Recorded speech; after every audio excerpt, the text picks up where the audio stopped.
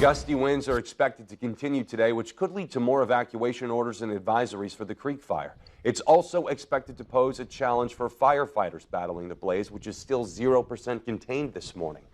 The Creek Fire has so far charred nearly 153,000 acres and at least 360 structures in Fresno and Madera County since it started Friday night. At least 45,000 people at this point have been forced to evacuate from their homes. A full list of the areas under evacuation orders and warnings can be found on our website, abc30.com. Now, here's a map from the Fresno County Sheriff's Office that shows where the evacuation zones are this morning. Of course, these areas could change as the fire develops. Full containment on the blaze isn't expected at this point until mid-October.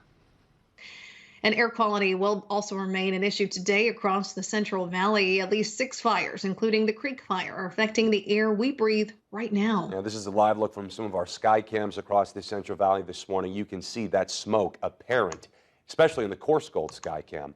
For a close look at the conditions you can expect outside today, we'll send it over now to our meteorologist, Madeline Evans. Yeah, and air quality was especially bad last night. It was extreme conditions for us because not only did we have the smoke, but we had the gusty winds that picked up the dust and mixed with that. And that's why we're seeing such bad air quality right now. We could see a little repeat of that today because we are still expecting gusts up to 15 across the valley. 74 degrees this morning over Fresno. Winds are calm as of now. Visibility, though, is down to 3 miles per hour. Is obviously a lot of smoke out there to start off this morning.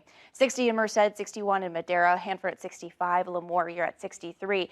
Only difference, though, is we have tons of cooler air moving into the valley and higher elevation. The purple colors over the Sierra Nevada, very much cooler, 10 to 15 degrees cooler for us for this morning, and that will continue into this afternoon.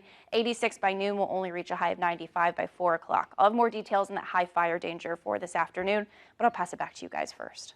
The Creek Fire is forcing continued evacuation orders and advisories in our area. Action News reporter Shayla Girardin is live inside the evacuation zone and continues our team coverage this morning with the very latest on the fire and those current conditions outside right now. Shayla?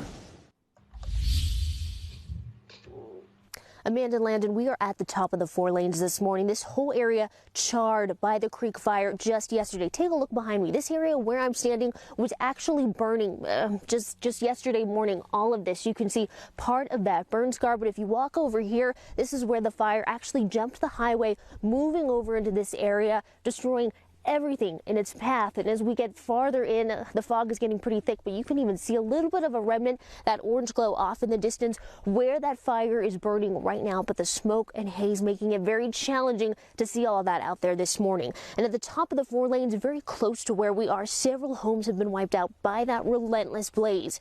In some communities, only rubble left behind. Rebecca Johnson and her husband David are among the thousands who were left with no choice but to pack and leave as that Creek Fire grew dangerous close. She thinks her home might still be in an active fire zone. I had a friend who was in Big Creek, and he put it really well. You know, you never feel that until it happens to you.